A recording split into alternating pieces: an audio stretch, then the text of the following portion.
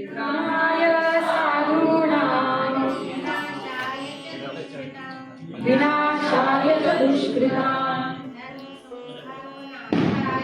धर्म संस्थापनार्थाय संभवामि युगे युगे। संभवामि युगे युगे। भक्तों का उद्धार करने, भक्तों का उद्धार करने, दुष्टों का विनाश करने दुष्टों का विनाश करने तथा धर्म की फिर से स्थापना करने के लिए मैं हर युग में प्रकट होता हूँ। ये श्लोक समझ में आया? परित्राणाय साधूनां विनाशाय च दुष्कृतां धर्म संस्थापनार्थाय संभवामि युगे युगे। इस श्लोक में जैसे कि हमने अनुवाद पढ़ा, अर्थ पढ़ा उसका, कि परित्राणाय साधूनां मतलब साधुओं का रक्षण करने और विनाशायश्च दुष्कृता मतलब दुष्ट जो लोग हैं उनका नाश करने, धर्म संस्थापनार्थाय मतलब धर्म की स्थापना करने के लिए संभवामि युगे युगे। मैं युग युग में अवतार धारण करता हूँ। ये कौन कह रहे हैं? भगवान स्वयं कह रहे हैं। तो बताइए इस युग में भगवान का अवतार कौन सा है? आने वाला है, हो गया है।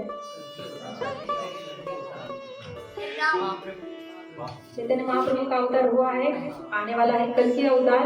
मगर जैसे 4 युग बताए, बताइए 4 युग है, सतयुग, द्वापर, सतयुग, द्वापर, त्रेता और कलयुग। हर युग के लिए एक एक धाम बताया गया है ना? सतयुग के लिए कौन सा धाम है? द्वापर, त्रेता और चौथा कलयुग के लिए जगन्नाथ।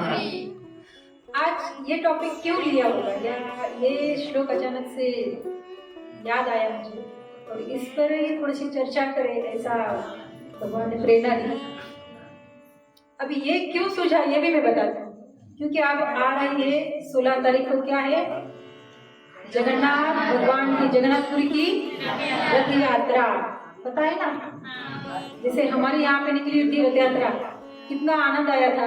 भगवान यहाँ पे से आए थे, बहुत सभी भक्तों ने उत्साह के साथ उनकी सेवा में की थी। तो वैसे ही भगवान जगन्नाथ की रथ यात्रा कहाँ पर निकलेगी? अभी जगन्नाथपुरी में। बताइए भगवान जगन्नाथ का अवतार लेने का क्या कारण है? जब भगवान ने जो जगन्नाथ ये रूप में अवतार क्यों धारण किया होगा, या किस प्रकार? ये अभी विग्रह जो देखते हैं आप जगन्नाथ जी के, आपने तो देखा है, सब यात्रा में तो थे। बोलिए। वो अपने भक्तों को मतलब एक क्षण के लिए भी दुर्लभ नहीं होना चाहते, दूर नहीं होना चाहते। इसे तो दुर्लभ है, भक्तों के लिए दुर्लभ नहीं है, भक्तों के लिए दुर्लभ है। और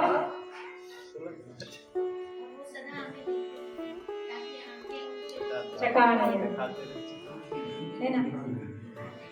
अभी कभी आप किसी ने कभी ये सोचा होगा, भगवान के तो कितना सुंदर रूप है, देखो श्याम सुंदर जो भगवान खड़े हैं यहाँ, कितना सुंदर रूप है।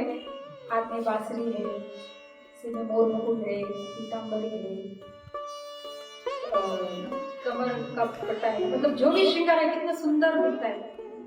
अभी जगन्नाथ जी के मुख को देखे या भगवान जगन्नाथ को देखे तो कभी कभी ऐसा लगता होगा ना, मुझे अचानक याद आया, जैसे हंसने जैसी बात है भी और नहीं हुई वैसे। मेरे एक भक्त है अपने ही सत्संग में से, सत्या, उन्होंने मुझे एक मैसेज भेजा था, जगन्नाथ के साथ उसका फोटो का मैच करके फोटो भेजा था। उसके साथ फिर डोरेमोन और जो कार्टून है ना, डोरेमोन और नोबिता, उसका दोनों को एक साथ में। इसका क्या मतलब है? बोले जगन्नाथ की आंखें देखो बड़ी बड़ी, डोरेमोन की आंखें देखो, डोरेमोन के हाथ देखो ऐसे है ना, चलता कैसे ऐसे, जगन्नाथ के हाथ देखो ऐसे। तो क्या अंतर है? सेम सेम तो है। मैं हम मतलब कहने का एक भक्त का जो विचार होता है ना, सब जगह पे भगवान को ही देखने का विचार होता है। इस भाव से अगर उसने बताया होगा तो अच्छी बात है, इसलिए मैं डोरेमोन देखता हूँ। ऐसे मुझे ठीक है, कोई बात नहीं, हमें उसमें तुम्हें जगन्नाथ का दर्शन होता है तो बहुत अच्छा है। और उसने और एक बताया, जैसे भगवान भक्तों के ऊपर जैसे कृपा करते हैं ना, जैसे रक्षा करने के लिए जैसे भगवान अवतार धारण करते हैं, तो वैसे ही जब भक्त संकट में होता है तो भगवान किसी न किसी प्रकार से रक्षा करते हैं। तो वैसे बोल रहा था कि डोरेमोन भी अगर नोबिता को कुछ प्रॉब्लम होगा तो जगह से कुछ गैजेट नहीं आता है।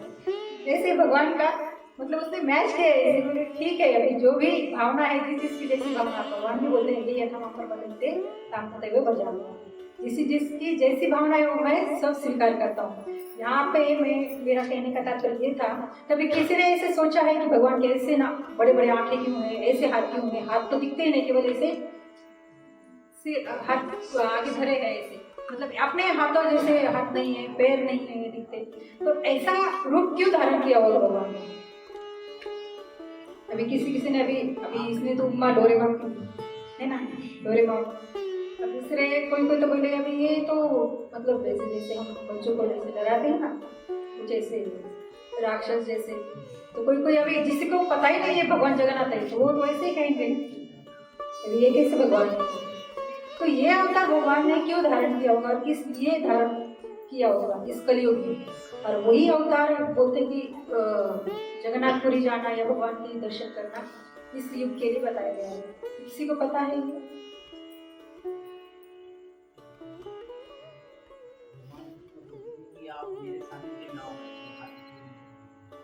जो तो है ये अवतार धारण? शायद कथा सुनी होगी, नहीं सुनी पता नहीं। हाँ, तो बताइए, जिन्होंने ये अवतार के बारे में सुना है उनको पता ही होगा। कलयुग का अवतार है, कलयुग का ही अवतार है, इसलिए किस लिए अवतार किया? कथा तो बहुत डीपली है वैसे बताया जाए तो। जैसे द्वापर युग में जैसे भगवान अपना जो वृंदावन का अवतार समाप्त करके द्वारिका गए थे। द्वारिका में जब जब बैठते थे एकांत में, तब तक उनको वृंदावन की याद आती थी। वृंदावन की सखा, बागवान, गोपी, उनकी सबकी याद आती थी। और वो स्मरण करते करते ऐसे उनकी आंखों से आंसू निकलते थे। अब ये सब देखती थी उनकी पटरानियाँ या रानियाँ जो भी थी, देखती थी भगवान ऐसे एकांत में बैठ के किसका ध्यान करते होंगे और ऐसे आश्रम में निकलते। तो एक बार उन्होंने पूछा क्या है, मतलब ये आपके आश्रम क्यों निकलते हैं ऐसे? तो बोले मुझे वृंदावन की याद आती है, वहाँ के भक्तों की याद आती है, मुझे ग्वालों की याद आती है, मतलब सब वृंदावन की राधा रानी है, गोपियाँ हैं, सभी जन की याद आती है। इस कारण तो तब उन सब जो भगवान की रानियां थी तो उनको लगा क्या है ऐसे वृंदावन में, क्या महिमा है। तो भगवान स्वयं उनका स्मरण करके करके अश्रु प्रभाव उनका होता है। तो ऐसे ही एक बार उनका मतलब उनसे पूछने का तो ये नहीं हुआ, बोलते ना सामर्थ्य नहीं हुआ कि हम भगवान को कैसे पूछे कि क्यों आपको वो अति प्रिय है। ऐसे पूछेंगे तो वो बोलेंगे अरे हमें तो बासठी करते हैं, तो इसलिए उन्होंने नहीं पूछा वैसे तो क्यों ऐसे आप उनसे ज़्यादा लगाव रखते या उनको स्मरण ज़्यादा करते। हम तो यहाँ पे आपका दिन रात सेवा करते तो हम आपको इतना अच्छा नहीं लगते क्या, जैसे वो ज़्यादा अच्छा है। तो एक बार ऐसे ही रोहिणी माता जब वहाँ पे आए थे, जब भगवान और बलदेव उनके जो भाई है भगवान जगन्नाथ या भगवान श्री कृष्ण के भाई हैं, आपको पता ही नहीं। तो एक बार वो बाहर गए थे जैसे कुछ सेवा में, तब उन्होंने क्या किया, रोहिणी माता उनसे पूछा कि जब जब हम भगवान को देखते वही से पूछा कि ऐसा ऐसा भगवान स्मरण करके तो क्या है, ऐसी लीला क्या है, हमें भी सुनना है, ये इतना उनमें क्या है जो भगवान इतना लगा हुआ है। तो बोले अगर मैं वो कथा सुनाऊंगी तो फिर वो भगवान अगर सुनेंगे तो फिर वो उसी भाव में चले जाएंगे। तो मैं नहीं बताऊंगा। नहीं बोले नहीं, कृपा करके आप बताइए क्या लीला है, इतना वो क्यों ना कृष्ण। बोले ठीक है मैं बताऊंगी, मगर एक शर्त है। तो इतनी सारी पटरानियां था, कितनी रानियां भी थी और पटरानियां थी, 16,108 इतनी सारी थी। बोले सबको सुनना था। बोले ठीक है मैं सुनाऊंगी, मगर ऐसे द्वार पर ना किसी को खड़ा करो, जिसके कारण हमें कृष्ण और बलराम जैसे आएंगे तो हमें पता चलेगा, तब हम वहीं पे अपनी कथा विराम देंगे, तो वो सुनेंगे नहीं। बोले ठीक है। तो सुभद्रा मैया बोली मैं रुकती है द्वार पर, पार आने से मतलब द्वार पार करके मैं रुकती हूँ। तो जैसे वो रुके वहां पे और कथा शुरू हो गई। जैसे जैसे मतलब रोहिणी माता भगवान के जन्म से वो कथा सुनाने लगी, धीरे धीरे धीरे कथा में इतने सब लोग इतने डूब गए, जैसे मतलब भाव विभोर हो गए। रोहिणी माता जैसे जैसे बता रही थी वैसे वैसे उनका पूरा चित्र उनके सामने, सभी के सामने प्रकट हो रहा था। वैसे ही सुभद्रा मैया के सामने भी वो पूरा, वो भी पूरा इतना भाव विभोर हो गई। कब भगवान उसके पीछे से आए उनको पता नहीं चला, और पहले से ही सुभद्रा मैया वो सुन रही थी। तो बोलते ना वो अष्ट सात्विक भाव आते हैं, जैसे भगवान में भी वो भाव प्रकट हो जाते हैं। तो उस भाव में क्या होता है, कभी शरीर आकुंचन होता है, मतलब सिकुड़ जाता है, कभी प्रसरण मतलब बड़ा हो जाता है, कभी छोटा हो जाता है, कैसे भी मतलब वो भाव में होते हैं। तो देखो भक्तों में भी कभी कभी भाव आते हैं, कभी भी भक्त भगवान की याद में जैसे रोने लगते हैं, कभी हंसने लगते हैं, कभी मूर्छित हो जाते हैं, कभी कैसे हो जाते हैं। कभी कोई अगर देखेगा ऐसे भगवान को देखते देखते कोई हंसता है तो बोले नहीं पागल है क्या हंसता है। हम लोग ऐसे हम जैसे साधारण लोग बोलेंगे पागल है क्या, मगर वो अष्ट सात्विक भाव जैसे भगवान के चाहते हैं तो ऐसे सारे अलग भाव उनके प्रकट हो जाते हैं। तो वैसे ही सुभद्रा मैया जैसे जैसे पहले से सुन रही थी तो उनके पूरा शरीर सिकुड़ गया। देखो सुभद्रा मैया को हाथ दिख नहीं रही, न पैर दिख रहे, पूरे शरीर उनका आकुंचन हो गए। पीछे से भगवान और बलराम, कृष्ण और बलराम वो भी आ रहे थे, तो वो भी कथा सुन रहे थे, उनकी मतलब सब उन्हीं की लीला सुन रहे थे। वो भी फिर उस भाव में लीन हो गए, डूब गए, इतना डूब गए कि उनको भी पता नहीं चला ये क्या हो रहा है। जैसे नारद जी ने ये देखा कि क्या हो रहा है, तो उन्होंने जोर जोर से नारे लगा, हरि हरि हरि हरि हरि हरि हरि हरि हरि बोल हरि बोल। नारद जी का जैसे आवाज सुना तो सब जाग उठे, अरे क्या हुआ क्या हुआ क्या हुआ। तब जगन्नाथ, बलभद्र और सुभद्रा तीनों का जैसे अभी आप दिख रहे हैं ना, भगवान का अवतार, उस प्रकार के विग्रह उनके वहां पे बन गए थे। ये ऐसा स्वरूप सब लोग अचंभित हो गए, ये क्या हो गया। तो भगवान को जैसे वो उस लीला से वो बाहर आ रहे थे, तो जब भी वो जुड़ के फिर पहले जैसे होने ही वाले थे, तब नारद जी बोले नहीं नहीं भगवान आप ऐसा मत करो, ये आपका अवतार, ये सबको ये इसका दर्शन दे दीजिए। बोले इस युग में तो ये संभव नहीं है, इसके लिए मेरा जो अगला जो युग आएगा कलयुग, उसमें मैं ये प्रागट्य मेरा हो जाएगा। तो इस कारण तो भगवान ने कहा मैं इसी रूप में जगन्नाथपुरी धाम में मैं प्रकट हो जाऊंगा। तो ये कथा थी पहली, जैसे द्वापर युग से चली आई कथा। तो वही विग्रह, वही भगवान के विग्रह जो प्रकट हुए थे, तो उसी विग्रह का दर्शन एक इंद्रद्युम्न राजा थे,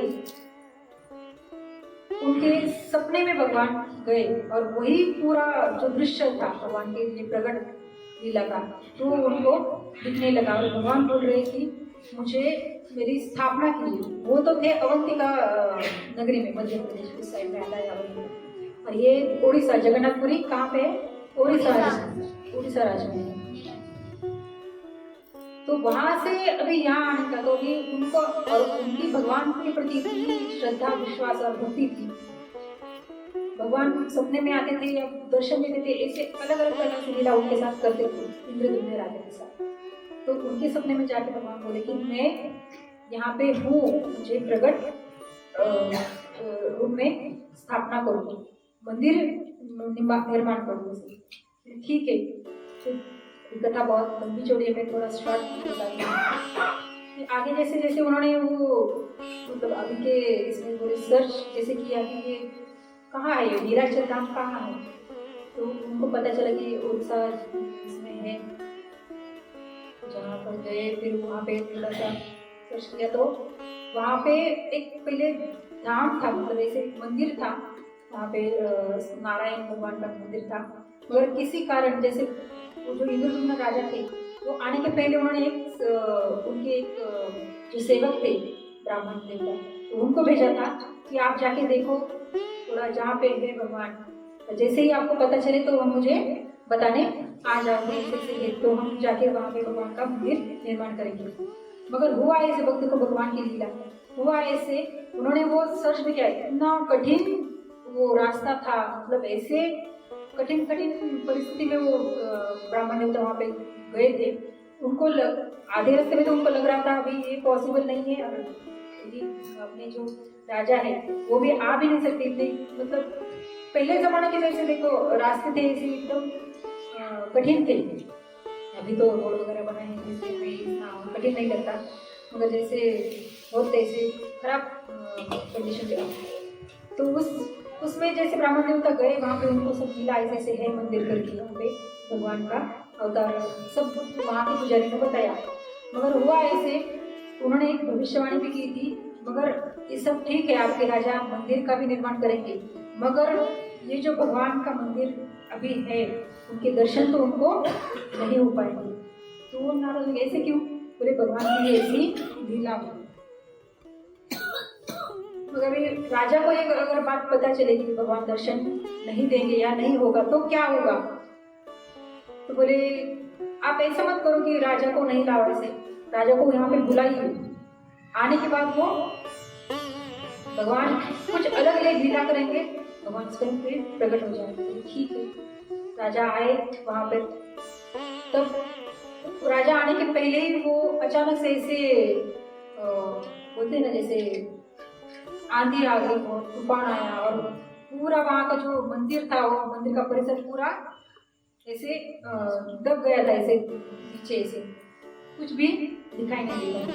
तो उसी स्थल पर फिर से वहाँ पे भगवान का मंदिर का निर्माण हुआ। वो मंदिर निर्माण तो हो रहा है मगर भगवान कहाँ है?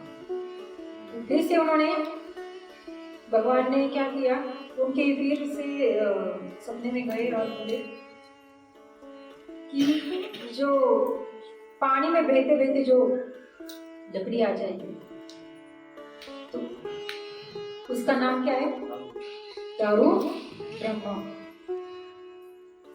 वो जो लकड़ी का नाम था दारू ब्रह्मा, तो उस लकड़ी से मेरे विग्रह बनाओ और उसका ही स्थापना करो। भगवान सब करने वाले तो पहले से उनका अरेंजमेंट सब होगा।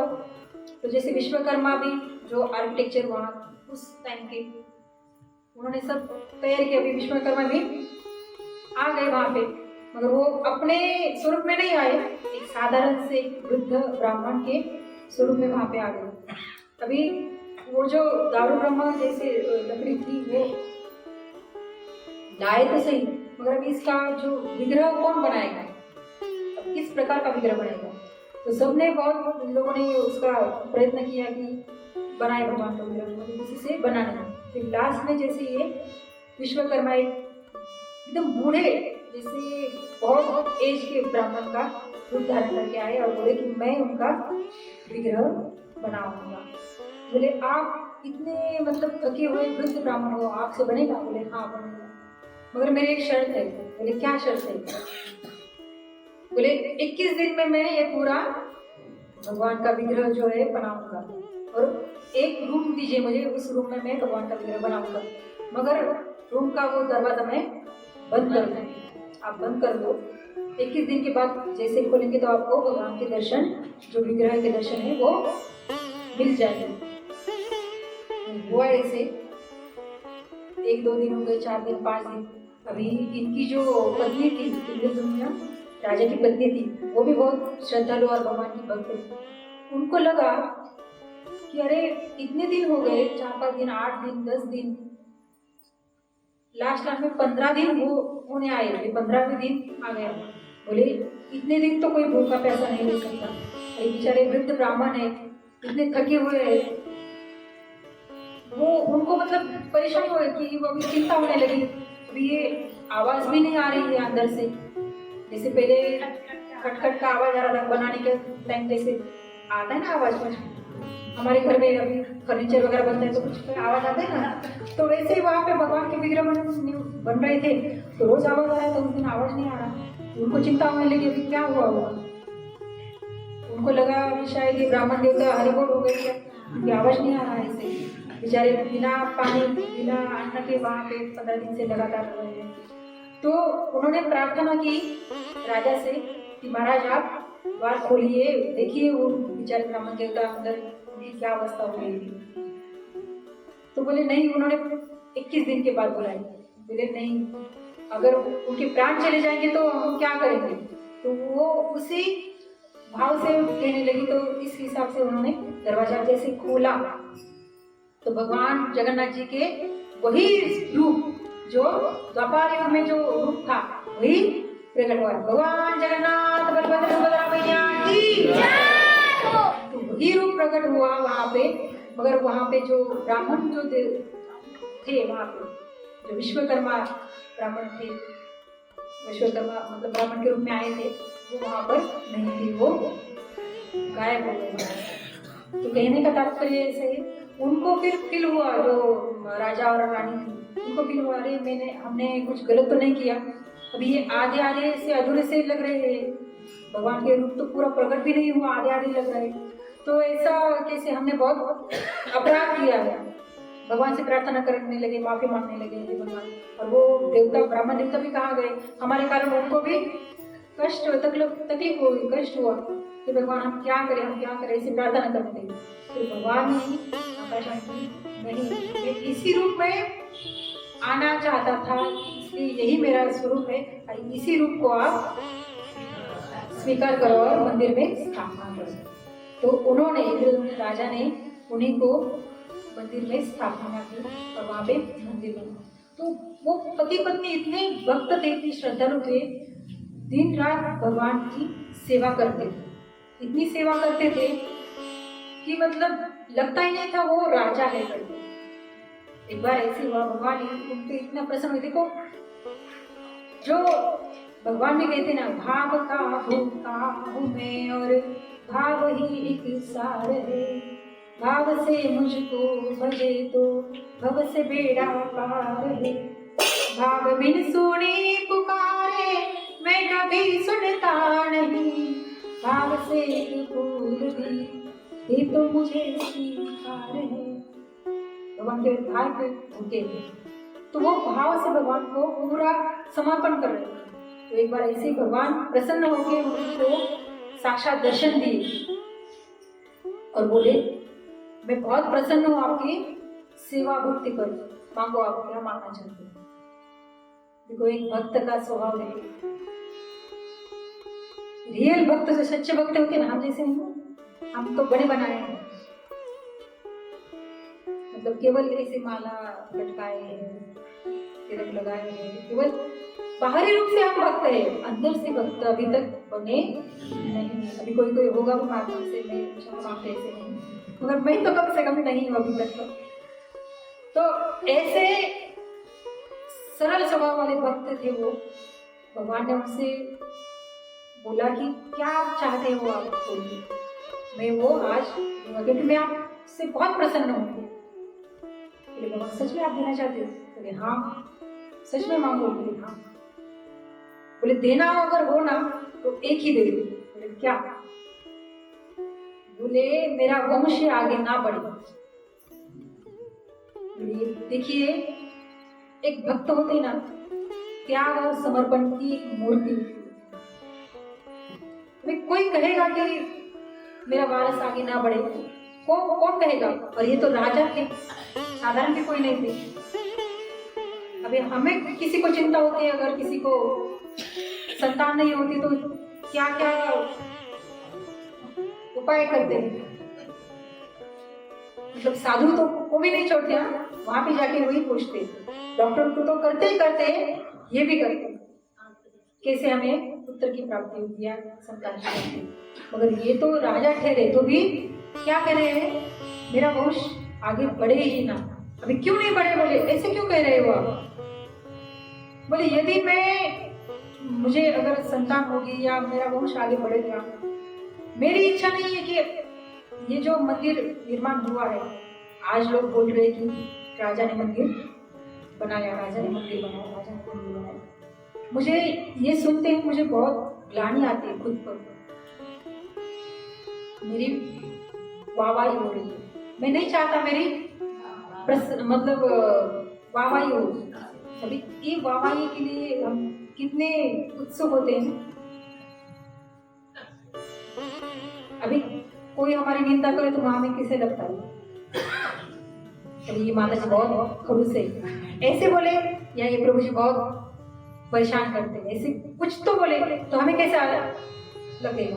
मगर ये माता जी बहुत सेवा करती है, बहुत अच्छा भगवान की भक्त है, तो हमें कैसी प्रसन्न, अंदर से प्रसन्नता होती है ना।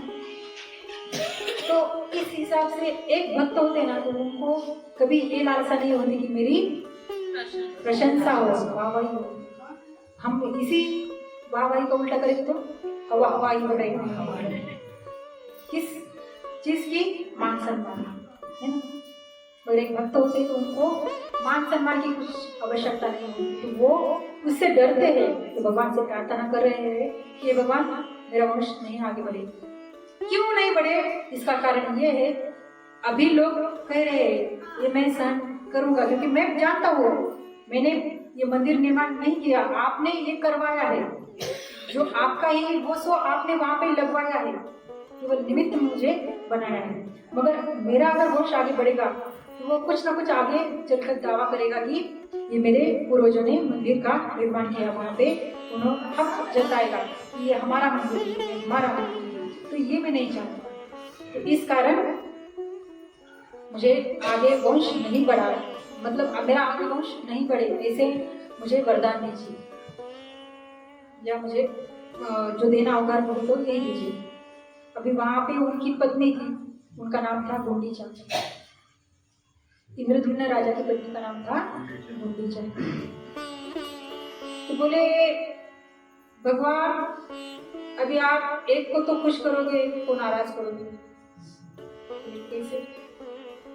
बोले मैं एक स्त्री हूँ, स्त्री की तो इच्छा क्या होती है, माँ, कोई मुझे माँ बोले, है ना।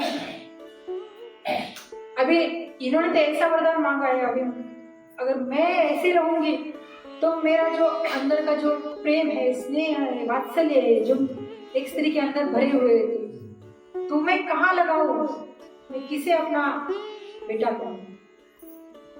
तो भगवान बोले किसे कहना है, मैं ही तुम्हारा बेटा हूं। ये संसारिक जो नाशवान देह के ये जो संबंध है, उन्हें क्यों तुम अपना मानते हो, मुझे अपना बेटा मानते हो? तो इतनी प्रसन्न हुई, इतनी प्रसन्न हुई, तब से वो अपना वो जगन्नाथ जी को अपना बेटा मानने लगी।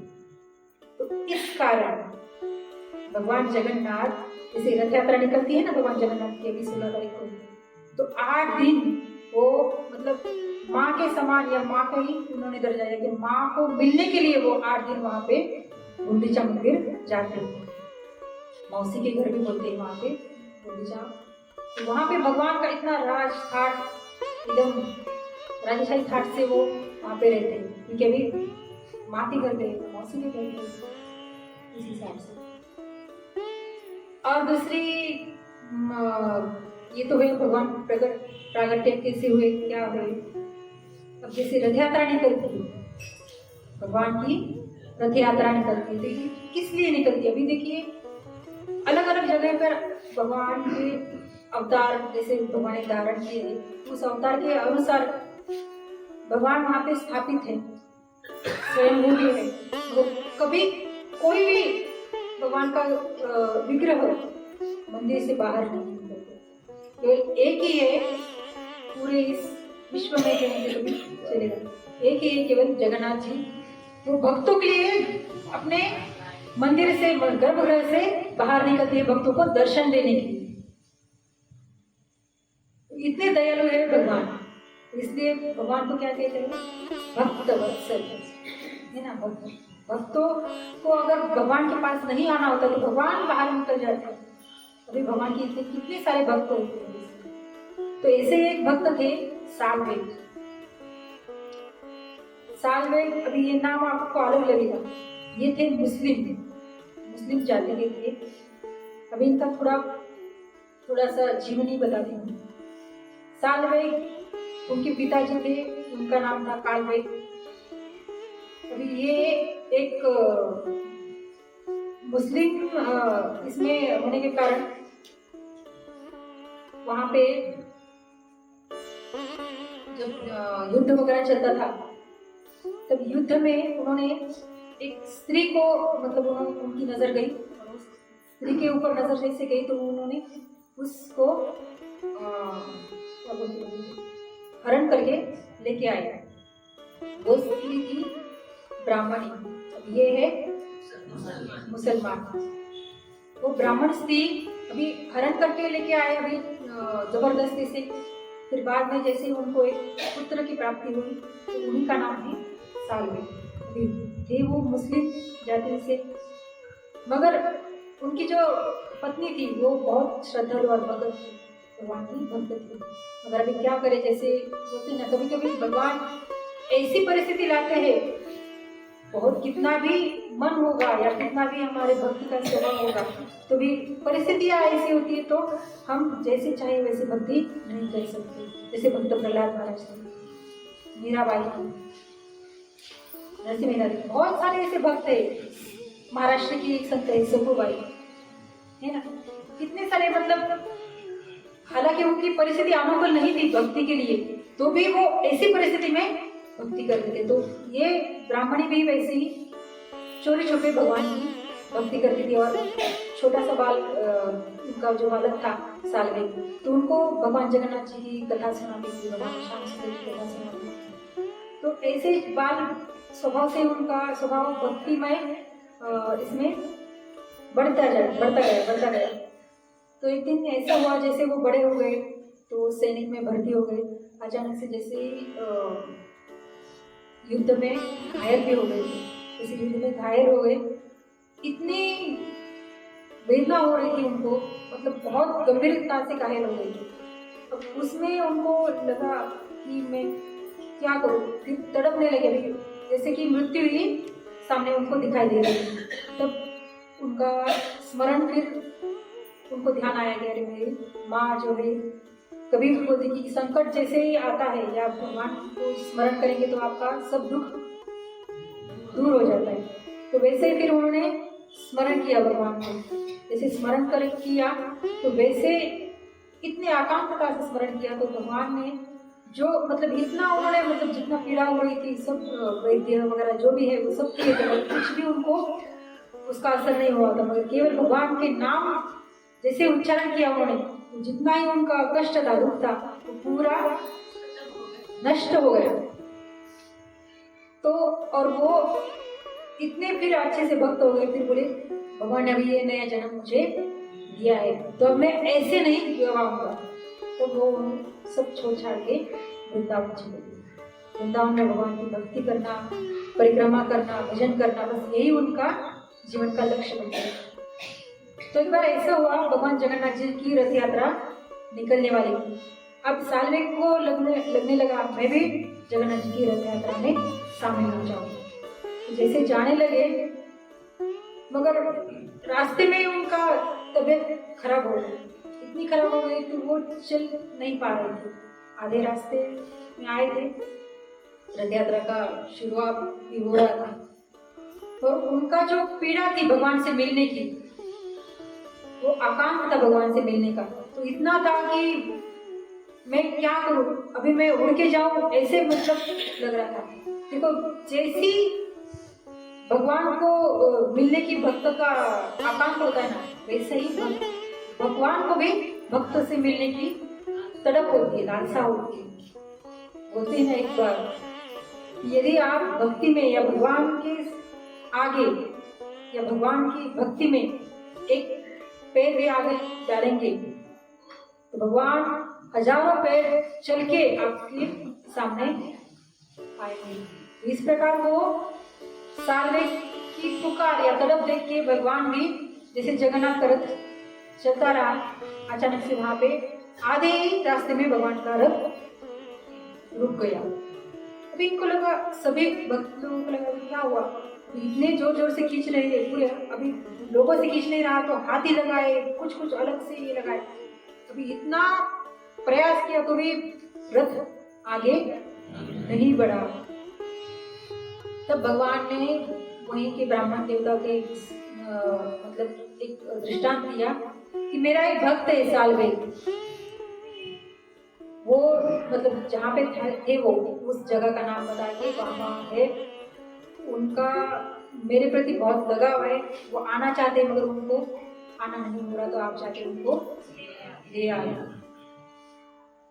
तभी मैं आगे बढ़ूंगा, नहीं तो मैं यहीं पे बैठूंगा। अभी देखो भगवान भी हट करते हैं, जैसे भक्त हट करते हैं तो वैसे भगवान भी हटीले है, वो भी हट करते हैं। तो जैसे उनको लेकर आए तो वो साल में इतने भाव विभोर हो गए, इतने भाव विभोर हो गए, भगवान ने मेरे लिए रथ रुकवाया। उनको जगन्नाथ को देख के उनके नैनों से इतने अश्रु की धारा निकल पड़ी और वो इतने भाव विभोर हो गए, उनका शरीर शांत हो गया।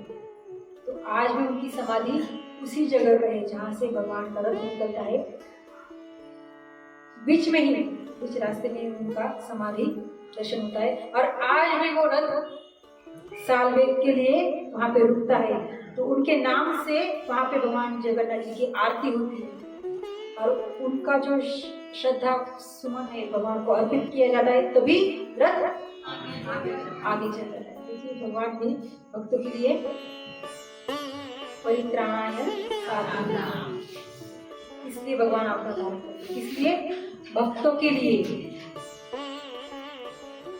तो ऐसे भगवान भक्तों के लिए अवतार धारण करते हैं और भक्तों के लिए अपना जीवन भी समर्पण, जैसे भक्त भगवान के लिए जीवन समर्पण करते हैं ना, तो भगवान भी भक्तों के लिए समर्पित हो जाते हैं, पूर्ण शरणागत जैसे हो जाते हैं। अभी भगवान की जैसे रथ यात्रा निकलती है ना, तो उससे पहले 15 दिन भगवान बीमार रहते, पता है आपको, बीमार रहते, जगन्नाथ जी बीमार रहते। क्यों बीमार रहते? जैसे 15 दिन पहले उनको स्नान यात्रा होती है, 1108 कलश से उनका अभिषेक होता है, स्नान होता है। तो कहते हैं कोई कि भाविक श्रद्धालु कहते हैं, जैसे अभी हम बारिश में जैसे भीगते हैं ना तो बीमार पड़ते हैं, बुखार आता है, सर्दी हो जाती है, खांसी हो जाती है, तो वैसे स्नान यात्रा के बाद भगवान बीमार होते हैं, उनको भी सर्दी खांसी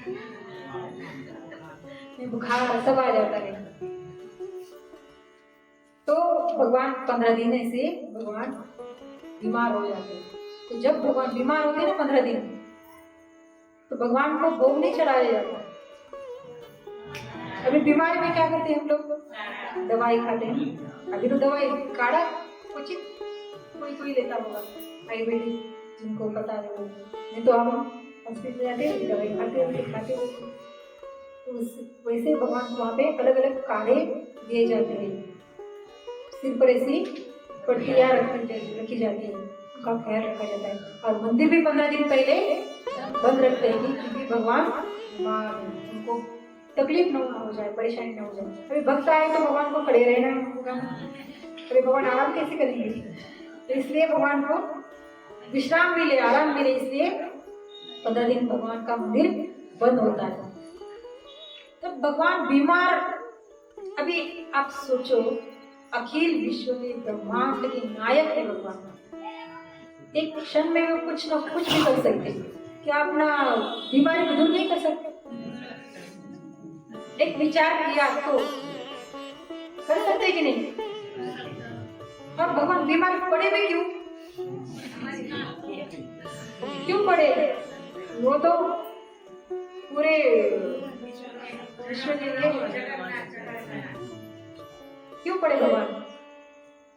हम जैसे साधारण लोग पढ़ सकते, भगवान को तो ये पूरे कौन से भी प्रकृति का नियम उन पर लागू नहीं होता, भगवान क्यों पढ़ते?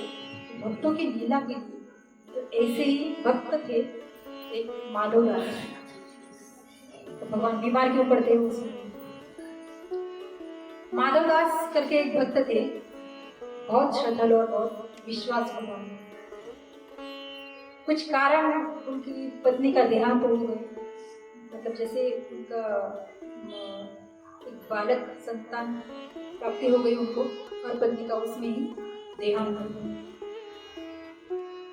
तो रोने लगे सभी घर के। अभी आपको तो पता ही है, कभी किसी घर का कोई सदस्य अगर चला जाए तो घर की अवस्था क्या होती है, तो उनका भी वही हाल हो गया। तो अचानक से इनको भगवान की कृपा से स्मरण हो गया, अरे मैं किस लिए रो रहा हूँ? ये शरीर तो एक दिन जाएगा, आज इनका गया कल मेरा जाएगा, तो मैं इसमें क्यों फंसा हूँ? है ना, शरीर जाएगा मगर आत्मा तो अमर है। नैनम शस्त्राण नहीं, तो मैं इसमें फंसूंगा नहीं। अगर इससे मैं अगर नहीं सुधरा, क्योंकि कहते ना बुद्धिमान जो लोग होते ना, बुद्धिमान कहते हैं, जो बुद्धिमान होते हैं ना, तो किसी घटना से ही सुधर जाते हैं। जैसे हमारे युधिष्ठिर महाराज थे, तो उन्होंने क्या कहा कि इस जीवन का सत्य क्या है? क्या सत्य है? मृत्यु। ये सभी की अटल है, जो जन्मेगा उसका मृत्यु तो अटल ही। तो ये जीवन का सत्य है, और ये मृत्यु की परीक्षा हर एक को देनी होगी। अगर हम बोलेंगे नहीं हम तो नहीं परीक्षा देंगे, फॉर्म ही नहीं भरेंगे तो परीक्षा में कैसे देंगे? अगर आप फॉर्म भरो ना भरो, जैसे बुलावा आएगा आपको जाना पड़ेगा। राधेश्याम महाराज का एक लाइन है, सुबह आदिकेश्वर दास ने बताया थे। तो जैसे बोलते हैं ना कि खारिज करने से अच्छा है इस्तीफा।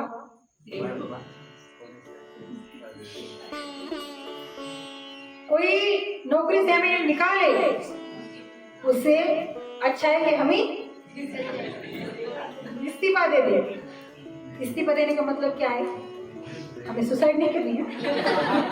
तो आप बोलेंगे भगवान लेके जाने से पहले हमें, अरे ऐसे नहीं। इस्तीफा का मतलब क्या है कि ये संसार हमें ऐसे गाली या हमसे इनकार करके हमें घर से निकाल दिए, उतने तक हमारी आसक्ति रहती संसार में। ये मेरा मेरा मेरा मेरा मेरा मेरा करके स्वेच्छा मेरा, ये पत्नी मेरी, ये पति मेरा, या ये पूरा संसार मेरा, ये घर मेरा, ये हालांकि ये शहर मेरा, सब कुछ मेरा है। एक बार ऐसे ही एक व्यक्ति थे, बहुत अमीर थे। प्रभुपाद एक बार दिखा रहे थे, बता रहे थे कि वो बोल रहा था कि मैं इतना बड़ा हूँ, ये हूँ, मेरा बाबा इतना है, ये सब है, इतना सब है। प्रभुपाद बोले अभी ये बहुत हवा में उड़ रहा है, इसको जमीन पे लाना है। तो प्रभुपाद बोले, उस टाइम मतलब वो ऑफिस में थे, प्रभुपाद उनके ऑफिस में चले गए थे कुछ सेवा के हिसाब से, भगवान की कुछ सेवा करेंगे। अभी देखो अमीर लोग होंगे तो कुछ ना कुछ भगवान की सेवा करेंगे, ये भाव रखिए। जैसे हम भी रथ यात्रा के टाइम बड़ा कुछ दुकान दिखा थोड़ा ज़्यादा सेवाएं हैं, इससे हमारा भी लक्ष्य रहता है ना। तो ऐसे प्रभुपाद जैसे गए थे, अभी ये बहुत अमीर है तो कुछ ना कुछ भगवान के मंदिर के निर्माण कार्य के लिए सेवा करेंगे। तो गए, ऑफिस में थे, ऑफिस में एक जो बोलते हैं ना, वो पृथ्वी का एक रखते हैं ना कोई पुरुष, क्या बोलते हैं तो अभी मुझे पता चला पृथ्वी का गोला, हमको वही पता है अपनी भाषा। वो रखे थे, बोले ये क्या है? अर्थ है, पृथ्वी है। तो बोले यहाँ पे तुम कहाँ रहे, मतलब ये जो आप रहते हो अभी, वो तो अमेरिका में थे। बोले यहाँ पे अमेरिका कहाँ है? वो दिखा है ऐसे, ये अमेरिका का छोटा सा नकाशा में दिखा है, वो अमेरिका है। अच्छा, तो ये आपका ये शहर कहाँ आया? बोले कितना है, कितना सा था ये शहर है। आपका ऑफिस कहाँ है? ऑफिस कहाँ देखा है? मैप तो नहीं था ऐसे जूम करके एक बड़ा दिखा है ना। अभी ऑफिस में आप कहाँ बैठे हो? बोले महाराज आप ऐसे के क्या करेंगे, अभी कैसे दिखेगा वहां पे? बोले अगर यहीं पे तुम्हारा अस्तित्व नहीं है तो आप इस पृथ्वी में क्या अस्तित्व है तुम्हारा? इतने बड़े बड़े हवा में उड़ रहे हो, भगवान के सिवा यहाँ पे किसी का कुछ नहीं चलता। तो इससे लगाओ सेवा में, अगर तुम्हारा यही नहीं कुछ यहाँ पे तो क्या मेरा चलो तो इसी उनके बात पे पूरा शरणागत हो गया, भगवान का भक्त बन गया। कहाँ थे हम? ध्यान है आपका? तो माधव दास की कथा बता रहे थे, तो भक्त थे तो उन्होंने भी ऐसे ही संसार से सीख लिया, अभी ये गई है कल मेरा भी नंबर आ जाएगा, इसलिए इस्तीफा देना, संसार से इस्तीफा देना अच्छा है। तो निकल पड़े भगवान की भक्ति में। चलते चलते कहाँ पर आए? जगन्नाथपुर। जगन्नाथपुर जिससे आए भगवान का स्मरण करने, जय जगन्नाथ जय जगन्नाथ जय जगन्नाथ जय जगन्नाथ। इतने भगवान के जप में विलीन हो गए। अभी हम कैसे विलीन होते? कृष्ण हरे कृष्ण कृष्ण कृष्ण हरे हरे, हरे राम हरे राम हरे राम हरे राम।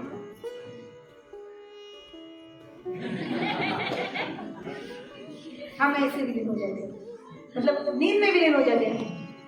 अगर वो 3 दिन लगातार वो भगवान के नाम स्मरण में मग्न इतने हो गए, उनको खाने पीने की भी सुध नहीं रही। देखो शरीर है, शरीर तो मांगे करेगा, मगर ये तो भगवान के भक्त होते ना, वो आत्मा की मांगे पूरे करने के जोर देते हैं, इसलिए भगवान के भजन में लगे रहते। मगर ये शरीर ऐसे उनका थक गया और उनको मूर्छा आ गई। ये सब भगवान देख रहे हैं अंदर से, मंदिर से बोल रहे, पत्नी से, माता लक्ष्मी से बोल रहे, देवी हमारे भक्त मुझे पुकार रहा है। हाँ अभी जहाँ पे भक्त पुकार रहे वहां पे जाते हो, जाओ। नहीं अब मैं नहीं जाऊंगा, आपको जाना पड़ेगा। कौन है? बोले मेरा एक नया भक्त है माधव दास, बेचारा इतना दूर से चल के मेरे धाम आया है। बेचारे का यहाँ पे कोई भी नहीं है ना, उसने कुछ खाया पिया है, 3 दिन से वो भूखा प्यासा मेरा नाम स्मरण कर रहा है। जाओ जाके तुम उसे मेरे भोग की थाली प्रसाद देके आओ। ठीक है, अभी पत्नी आ गया, पाले गए, शयन भोग था उनका भगवान का, जैसे वहाँ पुजारी ने भोग लगाया था, दर्शन बंद किए थे। लक्ष्मी माता ने ऐसे ही भोग की थाली उठाई। माधव दास अभी लक्ष्मी माता ऐसे से डर जाएंगे, वहां साधारण एक स्त्री के रूप में चली गई, माता के रूप में, और बोली माधव दास आप ही है क्या? बोले हाँ। बोले ये मंदिर से प्रसाद आया है आपके लिए, आप पाओ। ठीक है, उन्होंने भगवान की कृपा मानी, अभी भगवान का प्रसाद है तो कोई भक्त छोड़ेगा क्या? पाए उन्होंने, जैसे एक निवाला लिया उन्होंने तो शरीर में इतने रोमांच हो गए उनका, तो ऐसे मतलब ऐसे लगा कि अभी एनर्जी आ गया है ना। तो जैसे उन्होंने प्रसाद पाया, रात का समय था, जैसे प्रसाद पाया और थाली वहां पे रख कर सो गए। जैसे सुबह वहां के पुजारियों ने पट खोले भगवान के, देखा तो थाली कहाँ आ गई। साधारण थाली होती तो इतना कुछ नहीं लगता, चलो जाने दो दूसरी लाएंगे।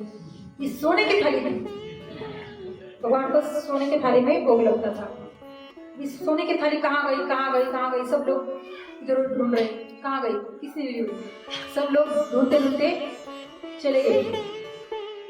तो एक पुजारी को दिखा ये माधवदास पड़े वहाँ पे, उनके पास में वहाँ पे बाजू में खाली है। उनको जगाया, उठाया, बोले तुमने चोरी की? बोले नहीं। देखो भगवान कभी कृपा भी करते और कभी मार फटकार से। बोले नहीं, अभी तो भगवान ने प्रसाद पवाया और अभी मार भी खवा रहे। नहीं तुम झूठ बोल रहे थे, तुमने चोरी की नहीं, ये प्रसाद लेके आए थे ऐसे, जो भी है उन्होंने सच बताया, मगर ये थोड़ी ना विश्वास करेंगे। तुम ऐसे भिखारी दिख रहे हो, जरूर तुमने चोरी की। तो मार पीटने लगे, बहुत मारा। मगर माधवदास को तनिक भी खरोश तक नहीं आई, ना कुछ लगा, ना उनके चेहरे पर ऐसी फीलिंग हो गई कि मुझे बहुत मार लग रहा है। तो पंडे भी थे, बोले कैसा आदमी, इतना भी मार पीट के भी, अरे जय जगन्नाथ चले जाने दे, पागल लग रहा है। छोड़ दिया और चले आए। फिर जैसे अपने अपनी सेवा में लग गए। तो सुबह का समय था, भगवान को जो स्नान वगैरह करवाया गया, तब पुजारी ने देखा कि भगवान के पीठ पर इधर उधर सब मार के चोट के निशान आए। ये क्या हुआ? पहले करते और फिर पूछते हो ये क्या हुआ। पहले मारते हो और फिर बोलते लगा। भगवान माफी करना, मगर हमने क्या किया है ऐसे? बोले तुमने मेरे परम भक्त माधवदास को मारपीट की है। क्यों?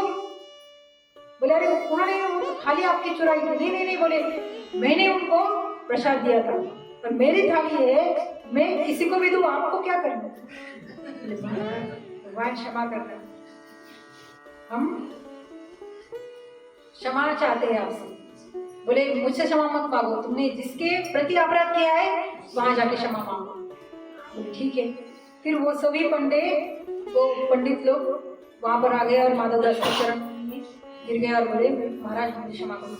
अभी ये भगवान के पुजारी किसी के पैरों में गिरे तो बाकी लोग अरे अचंभित हो गए, अरे ये तो ऐसे लग रहा है जैसे पागल भिखारी, इसके चरणों में। तो बोले नहीं ये साधारण नहीं है, भगवान का बहुत बड़ा भक्त है। अभी ऐसे ही उनकी ख्याति होने लगी, उनका नाम बहुत पूरे जगन्नाथपुरी में फैल गया। माधवदास बहुत परम भक्त है। फिर उनको मंदिर में प्रवेश भी मिल गया, बार भगवान के दर्शन करने, सेवा करते, सब करते थे। अभी परम भक्त है करके अभी उनको कुछ करने की भी जरूरत नहीं थी, भगवान का प्रसाद सीधे उनके पास आता था। मगर ये माधवदास को कुछ लीजा नहीं। माधवदास को भगवान मैं तो आया था इस विचार से कि केवल आपका भजन करूं, ये संसारिक मान सम्मान या बढ़ाई चढ़ाई मुझे नहीं पसंद, मैं क्या करूं। अभी इतने प्रसिद्ध हुए थे तो बाहर से भी लोग हमको मिलने के लिए आ रहे थे। बोले ये मुझे नहीं चाहिए भगवान।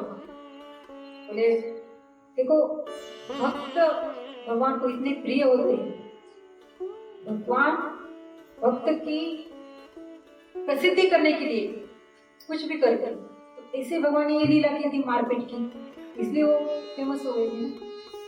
अभी ऐसी कुछ लीला हमसे करेंगे भगवान, इतनी भक्ति करते, इतनी माला करते हैं, तो ऐसे ही भगवान हम पे आ चाहते हैं, मतलब आने देते, मतलब इतना दुख देते हैं, ऐसा हमारा विचार होता है ना। मगर भक्त का शुद्ध विचार होता है कि भगवान जो भी करते हैं वो हमारे अच्छे के लिए करते हैं। इसलिए हमारे गुरु महाराज हमेशा कहते हैं जो भी परिस्थिति हो उसमें भगवान को हमेशा धन्यवाद देना सीखना चाहिए, चाहे वो परिस्थिति अनुकूल हो, प्रतिकूल हो, अच्छी हो या बुरी हो, उसने हमेशा thank you Krishna, thank you Krishna, the present moment now as it is, जिस परिस्थिति में भगवान रखते हैं उसमें हमें धन्यवाद देना चाहिए। तो ऐसे माधव दास थे, उनको मान सम्मान की कोई भी अभिलाषा नहीं थी, मगर अभी मंदिर में रह रहेंगे या मंदिर के आसपास रहेंगे तो सभी लोग आएंगे, उतना ही सम्मान देंगे। तो वहाँ से चले गए और समुद्र किनारे में छोटी सी कुटिया बनाई, वहाँ भजन करते लगे। अब यहाँ पे कोई आए नहीं है, मुझे परेशान कर दिया, मुझे केवल भजन करना है, बस भजन करने का, भूख लगेगी तो माधे करी मांग कर खाने। तो ऐसे ही वो करने लगे, उनका नियम करने का जो उन्होंने बनाया फिर बाद में। जैसे वो माधुकरी मांग रहे थे, ऐसे एक बार ऐसे ठंड का मौसम था, अभी समुद्र किनारे में कितनी ठंड लगेगी, तो भगवान को रहा नहीं गई। अभी यहाँ पे मंदिर में तो भगवान को इतने कंबल उड़ाए रहते थे, भगवान का मतलब पूरा स्वेटर वगैरह सब पहनाया जाता था। माधव दास के ऊपर जगन्नाथ जी की मतलब उनकी आंखें उन पर, अरे मेरा भक्त वहाँ, मेरा भक्त वहाँ पे, वो ठंडी से कांप रहा है और मैं इतना ब्लैंकेट वगैरह सब ओढ़ के बैठा हूँ। तो बेचारे माधव दास ऐसे ही सुबह के सोते थे। तो एक दिन भगवान को रहा नहीं गया, तो अपना कंबल लेके माधव दास को उड़ा दिया। जब सुबह उन्होंने देखा, कंबल तो किसका था? जगन्नाथ। बोले जगन्नाथ आप ऐसे क्यों करते हो? जहाँ पे भी जाते हो आप पीछे पीछे चले आ जाते हो, क्यों ऐसे कर रहे हो? फिर उन्होंने वो वापस लौटा दिया। बोले ना मराठी में बोलते हैं, तुझं माझं जमीन तुझे वाचून घर में। तो ऐसे भक्तों को भगवान से इतना लगाव होता है, भगवान को भी भक्तों से इतना लगाव रहता है। तो फिर बाद में बोले ठीक है, अभी माधुकरी मांग के खाने का। तो एक बार ऐसे ही माधुकरी मांगने गए थे। अभी एक माता थी, पहले से ही घर से कुछ परेशान होगी, और गुस्से में उन्होंने क्या किया, जैसे वो भिक्षाम देही माता भिक्षाम देही करके गए। उसने गुस्से में झाड़ू पोछा लगा रही थी, तो गुस्से में आके ले चाहिए भिक्षा ले, वही उनके मुंह पर मार दिया। रियल संत होते हैं। अभी हम होते वहां पे, अभी आप सोचो क्या होता। ब्राह्मण का अपमान करती हो, एक भक्त का अपमान करती हो, शाप देता हूँ, है ना? हम होते तो ऐसा करते, भगवान तुम्हें कभी माफ नहीं करेगा, है ना? ऐसा शाप भी देते। अगर एक संत होते ना तो कुछ भी नहीं बोले भगवान ने आज यही मधुकरी में दिया है, यही स्वीकार कर। जाके धोया उसे अच्छे से और उसकी बाती बनाकर जगन्नाथ के मंदिर में गए और दिया लगाया, और दिया लगा के भजन करने लगे। जब तक वो बाती जलती रही तब तक भजन करने लगे। उनको इतनी प्रसन्नता हुई, जैसे जैसे ये भजन करने लगे वैसे उनको प्रसन्नता हो, जैसे जैसे यहाँ पे उनको प्रसन्नता हो रही, और उस माता को वहां पे अंदर से जलन होने लगी। कैसे जलन? अरे मैंने ये क्या किया, पश्चाताप होने लगा उनको। अरे मैंने ये क्या किया, मैंने कितना बड़ा अपराध किया, ये तो माधव दास थे, मैं कौन से विचार में थी, या मैंने कितना बड़ा अपराध किया। अंदर से उनको तकलीफ होने लगी, जलन होने लगी। मैं बहुत बुरी हूँ, मैंने भगवान के प्रिय भक्तों का मैंने अपमान किया, मैं क्या करूँ। फिर वो माता वहाँ पे आ गई, उनको प्रणाम किया और फिर उनसे क्षमा याचना करने लगी कि महाराज मुझसे बहुत बड़ी गलती हो गई, मुझे क्षमा कर दीजिए, मुझे ऐसा नहीं करना चाहिए। बोली नहीं माता, मैं तो बहुत प्रसन्न हूँ। अभी महाराज आप ऐसे क्यों कर रहे हैं, आप प्रसन्न नहीं, आपके कारण अगर मुझे आपने कुछ माधुकरी में कुछ अन्न देते तो मैं बस केवल खा के सो जाता, मगर आज जो आपने मधुकरी में दिया है उसके कारण मेरा कितना भजन हुआ। भगवान को रिझाने का मुझे और एक मौका मिला। तो कैसे होते भगवान के भक्त, किसी भी परिस्थिति को भगवान की कृपा ही मानते थे। फिर बाद में एक बार ऐसे हुआ उनको बीमार हो गई, इतनी बीमार हो गई जैसे बोलते हैं ना अतिसार, लूज मोशन, इतने लूज मोशन होने लगे, इतने लूज मोशन होने लगे कि वो देखो हमें कभी कुछ बीमारी हो जाती ना तो हम बेड छोड़ते भी नहीं, बेड पे पड़े रहे, पानी लाओ, आवाज नहीं निकलता। बेचारी माधव दास को वहां तो कोई नहीं था, वो इतने बीमार हो गए थे और उनका शरीर भी बहुत मतलब थक चुका था, मतलब ये हुआ है तभी इतने मतलब उनका लूज मोशन जो हो रहा था वो भी साफ करने की ताकत नहीं थी शरीर के अंदर। 2-4 दिन हो गए, भगवान सोच रहे हैं माधव दास मेरे दर्शन करने क्यों नहीं आया मंदिर में। अभी देखो भगवान को पता नहीं होगा क्या ये माधव दास का ये हुआ, मगर भगवान सोच रहे बहाना बना रहे, किसके सामने बहाना बना रहे, लक्ष्मी देवी के सामने। मेरा भक्त रोज आता था, आज नहीं आया, 2 दिन हो गए, 3 दिन हो गए, मुझे जाना चाहिए ना, हाँ जाके आओ। कभी परमिशन मिल गई, निकल गए भगवान। देखा तो माधव दास अपने ही मंत्र में से पड़े और भगवान ने एक साधारण युवक का रूप लिया और उनको उठाया, अच्छी जगह पे रखा, उनका पूरा वो सब साफ सफाई, इतने दयालु कोई तो हो सकता है। अगर हम भी होंगे ना वहां पे और हमारा ही कोई रिश्तेदार होगा ना तो भी हम नहीं करेंगे। भगवान देखो भक्तों के लिए क्या क्या नहीं करते, किसी के घर पानी भरते, किसी के प्रेमवश सकुबाई थी, उनके प्रेमवश वो खुद वहां पे बंधे रहे और सब घर का काम कर रहे थे, क्या क्या नहीं करते भक्त के लिए भगवान। इस माधव दास के लिए थोड़ा ये साफ, और जब उनको थोड़ा होश आया, सब थोड़ा सा सवार गए, उनको खिलाना पिलाना, उनका ख्याल रखना सब कर रहे थे। जब माधव दास को ये पता चला भगवान आप ही हो, सच में बताओ आप हो नहीं, तो माधव दास तुमसे मैं कैसे छुप सकता, बोले क्यों कर रहे हो आप, और इतना मतलब इतना गंदा कार्य क्यों मेरे लिए कर रहे हो आप। मुझे बहुत अपने पर एक घृणा आ रही है कि भगवान मुझे आपने इस शरीर से ही मुक्ति देनी थी, आपने क्यों ऐसा कार्य किया। बोले माधव दास एक बात बताओ तुम किसके हो।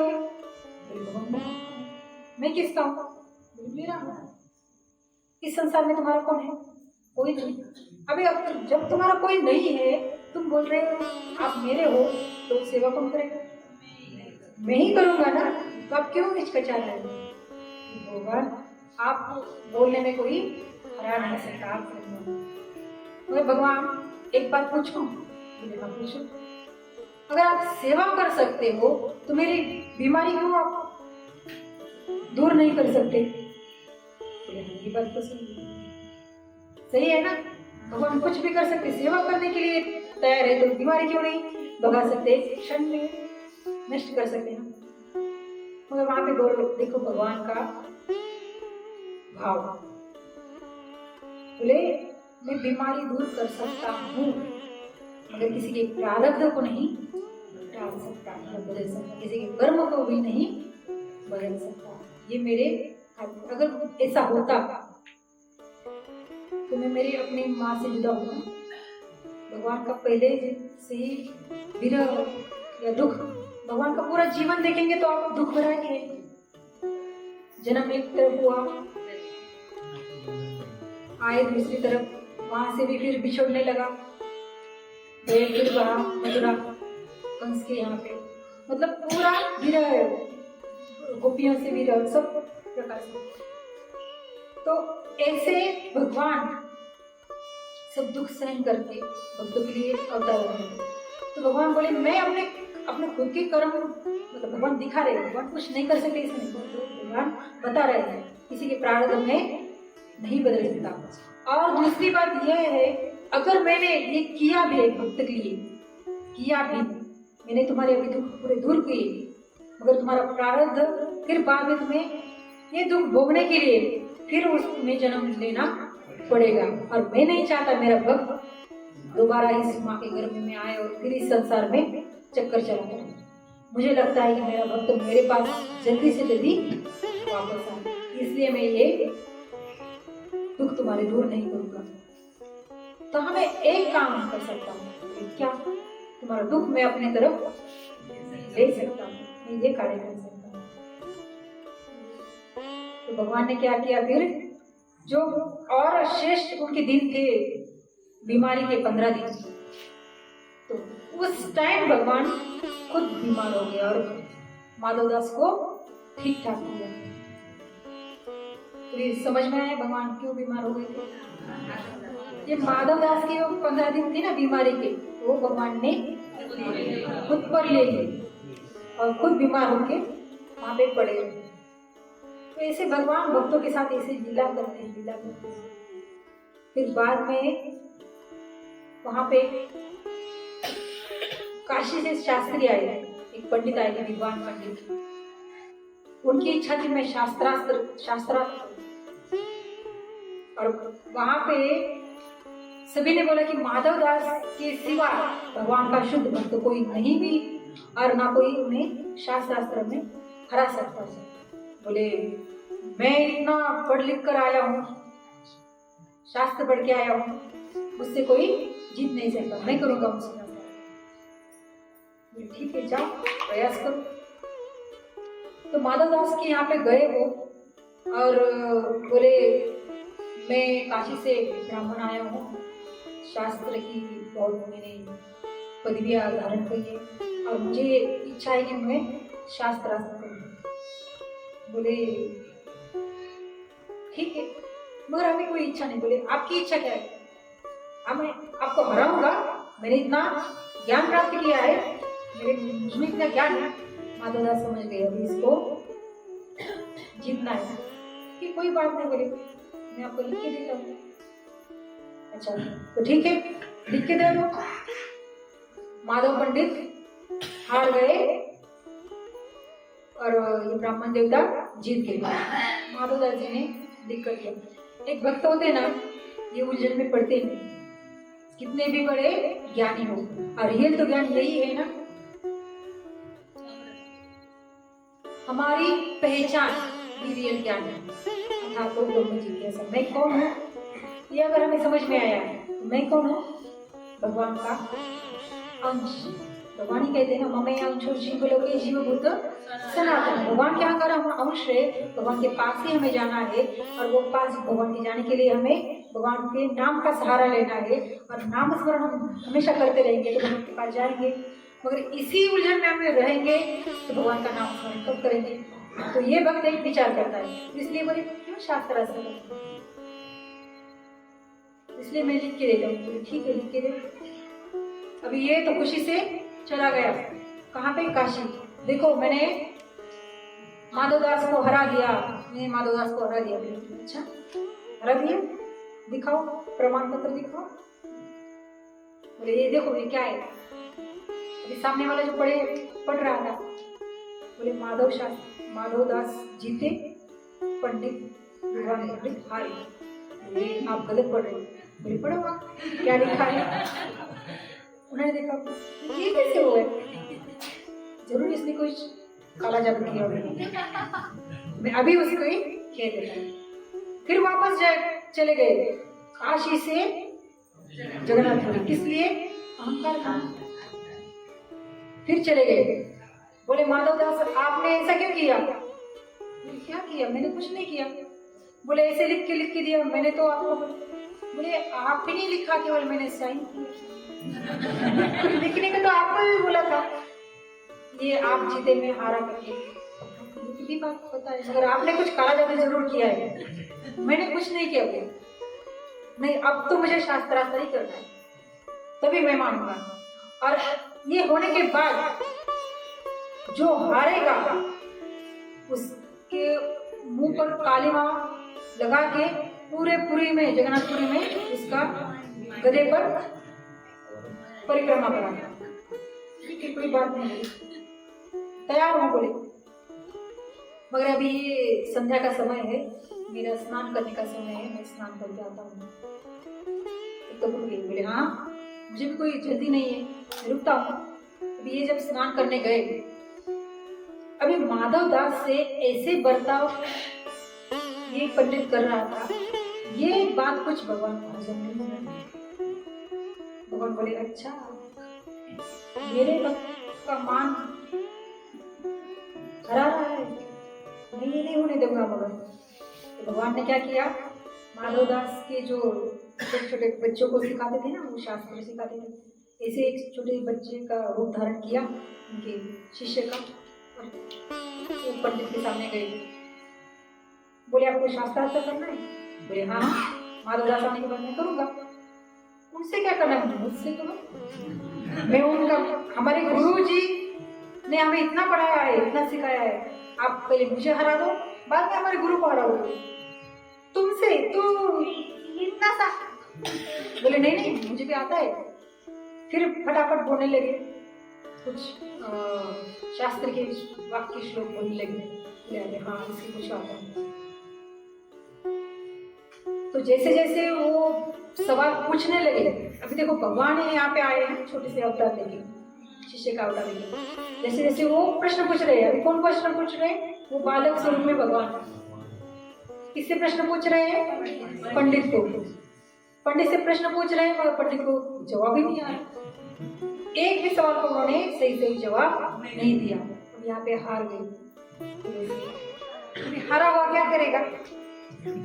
शर्मिंदा हो गए ना, हारा हुआ से शर्मिंदा हो गए वो। अभी उनको इतना गुमान था, इतना अभिमान था, मैं इतना शास्त्र पढ़ के आया हूँ, या मैं इतना डिग्रियां प्राप्त करके आया हूँ। ये तो माधव दास कहाँ पे गए थे? स्नान करने। वो आने के पहले भगवान ने ये पूरा खेल तमाम कर दिया। अभी बोले आपने क्या था? जो हारेगा उसको क्या करना है? चलो लगाओ। फिर उनको काली माँ लगाई और पूरे जगन्नाथपुरी में गधे पे बैठ के उनकी सवारी चली। जैसे सवारी चली, गाजे बाजे से बजा बजा की सवारी चली। वे बेचारे को इतना ग्लानि हो, इतने रो रहा हो। रास्ते से चलते चलते सामने माधव दास दिखे।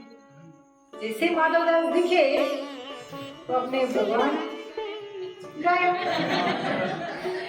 फिर माधव दास को पता चलेगा तो मेरी कुछ खैर नहीं। तो फिर माधव दास जी ने जैसे उनको देखा, पंडित जी को, अरे पंडित जी ये क्या हुआ? मैं तो तैयारी करने गया था, मैं स्नान करके वही तैयारी करने गया था कि मैं अभी गधे पे बैठ के आपने कैसी तैयारी की?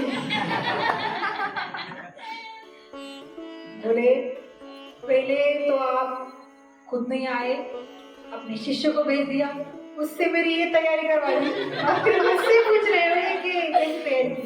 बोले क्षमा चाहता हूँ, मेरा ऐसा कुछ मानस भी नहीं था, मेरे कौन सा शिष्य आया? फिर उन्होंने थोड़ा ध्यान किया, अच्छा ये जगन्नाथ तुम्हारा किया कराया है, ऐसा क्यों किया भगवान तुमने? बोले देखो, अगर कोई मुझे कुछ कहेगा ना तो मुझे बहुत मतलब चलेगा, मुझे कुछ फर्क नहीं पड़ेगा, मगर मेरे भक्तों को कोई तकलीफ देगा ना तो मैं कभी सहन नहीं करूंगा। परित्राणाय साधूनां विनाशाय च दुष्कृताम्। तो ऐसे मुझे ये सहन नहीं हुआ, इसलिए उसी का प्रयोग उसी पे किया। फिर माधव दास जी ने उनसे क्षमा मांगी, मैं आपका क्षमा प्रार्थी हूँ, मुझसे अपराध हुआ, और अब मैं अभी आपको लिख के देता हूँ कि आप ही जीते। भगवान शरीर में नहीं जीते, फिर वो वहां से चले गए। ऐसे माधव दास से भगवान ऐसे अलग अलग से लीला करते थे। तो भगवान भी उनसे ऐसे लीला करते थे। एक बार ऐसे उठ के बैठे, को जगन्नाथ को माधव दास बोले, क्या हुआ जगन्नाथ, आज ऐसे गुमसुम रूठे रूठे कैसे बैठे हो, क्यों, क्या हुआ? कुछ नहीं ऐसे बोले, कुछ नहीं क्या, कुछ तो बात जरूर है, रोज मेरे साथ हंसते खेलते हो, आज ऐसे क्यों रूठे रूठे बैठे हो? बोले मुझे वृंदावन की बहुत याद है। अच्छा, वृंदावन की याद आ रही, कौन सी लीला की याद आ रही? बोले बहुत दिन हो गए, मैंने अभी वहाँ पे जगन्नाथपुरी में जैसे आया हूँ ना, जब से चोरी नहीं की, अभी तक चोरी एक भी नहीं की। वृंदावन में कैसे अपने वालसाला के साथ चोरी करता था, अब एक भी चोरी नहीं। अब मेरे यहाँ पे कोई है भी नहीं सखा। बोले तुम तो मेरे सखा हो। बोले मैं, बोले हाँ सखा हो कि नहीं? बोले हाँ हो ना। तो मुझे आज चोरी करने की इच्छा हुई। बोले मैं और चोरी? बोले भगवान तुम्हें करना है तो करो, मैं चोरी नहीं करूंगा। बोले देखो तुम्हें मेरे से लगाव ही नहीं है, प्रेम नहीं है, इसलिए तुम कैसी बात है? बोले नहीं भगवान, तुम मेरे लिए ये भी नहीं कर सकते हो, चोरी भी नहीं कर सकते हो, सब कर सकते हो, तो मेरे लिए चोरी भी नहीं कर सकते। ठीक है, अभी तुम्हारी इच्छा है तो चलो, कहाँ जाएं? बोले राजा का बहुत बड़ा बगीचा है, वहां पे जाते हैं चोरी करने, बहुत बड़े बड़े कटहल लगे, बहुत बड़े बड़े फल आए। ठीक है चले। फिर जगन्नाथ जी को माधवदास अपने कंधे पर बैठा के चले गए। अभी वो जो राजा थे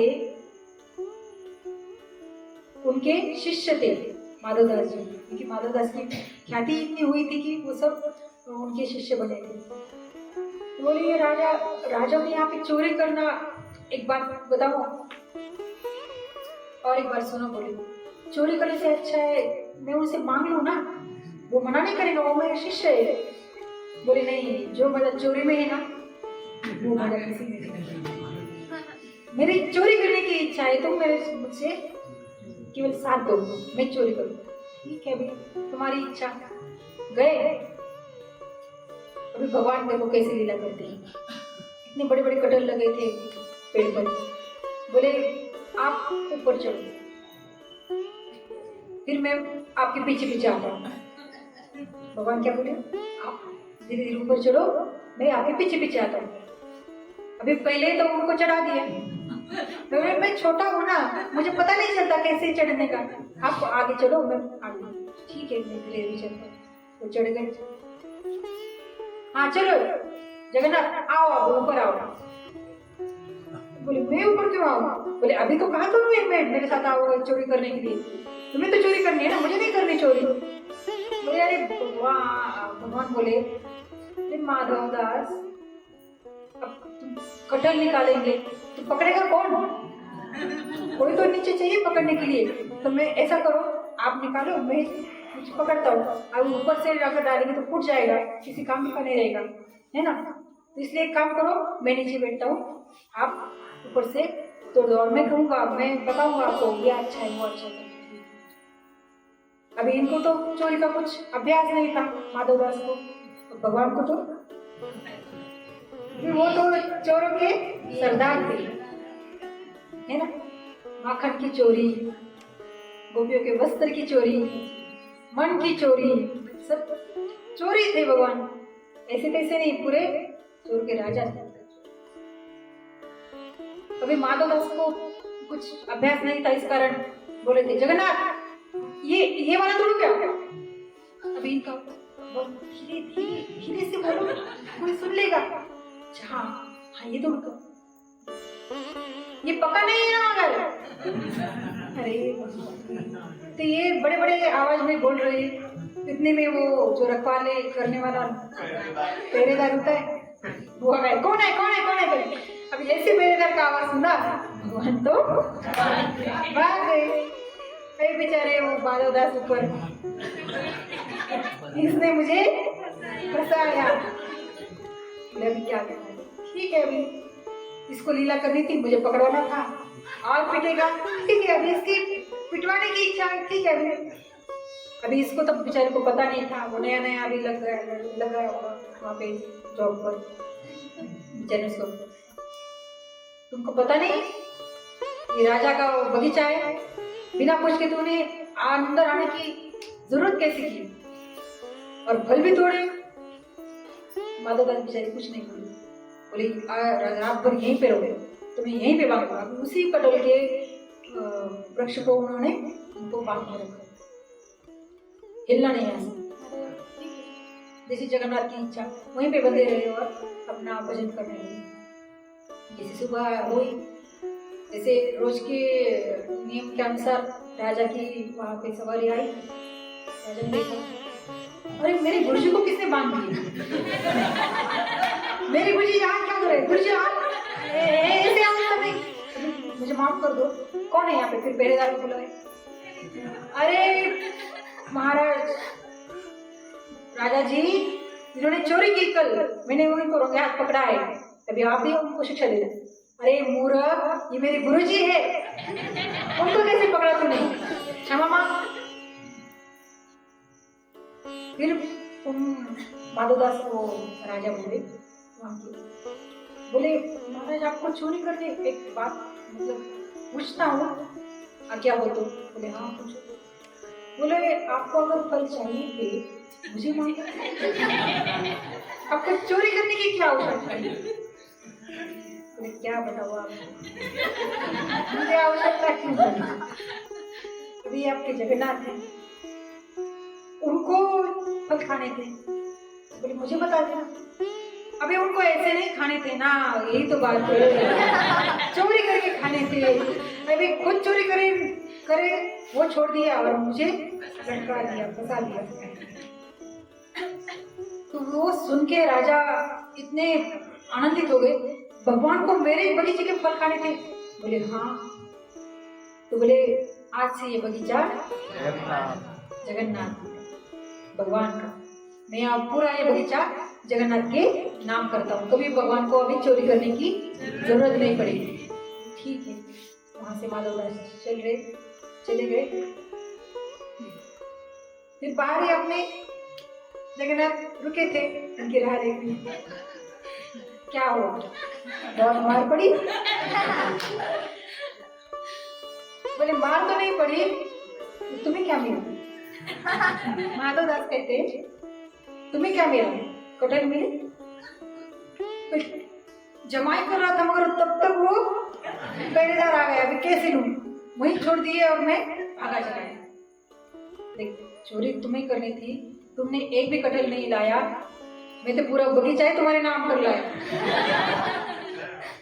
ऐसे भगवान लीलाधारी है, भक्तों के साथ ऐसे लीला अलग अलग से करते हैं। और उनके साथ रममान ऐसे माधवदास थे, भगवान की भक्ति में ऐसे दीन थे। तो भगवान को ऐसे सच्चे हृदय वाले सरल भक्त ही प्रिय है, और ऐसे ही सरल स्वभाव भक्तों का होना चाहिए। ये भगवान को मतलब पसंद है। इसलिए भगवान कहते हैं कि मेरे पास आना हो तो केवल श्रद्धा के सुमन लो, भक्ति विश्वास से मुझे प्रसन्न हो, बाकी मुझे कुछ नहीं चाहिए। पत्रम पुष्पम होने लग गया। अभी ये कहेंगे तो आपको देखो, आप पत्रम पुष्पम तो मांगा है, तो तुलसी का पत्र चढ़ा दें, दूसरा कुछ मांगा नहीं। प्रसाद का तो इंतजाम करने का बोला नहीं, फूल बोला है, फूल ही चढ़ा दे। भगवान ऐसा कहाँ कहा है ना? कुछ दान करने के लिए थोड़ी ना कहा है भगवान ने क्या पत्रम पुष्पम बोला। इसलिए हम भी वो हमारे जो सत्संगी है वो कुछ ना कुछ सेवादान सब करते रहते। पर कोई होते हैं ना ऐसे कि भगवान ने ऐसा ही कहा है, बस उनको वही प्रिय है।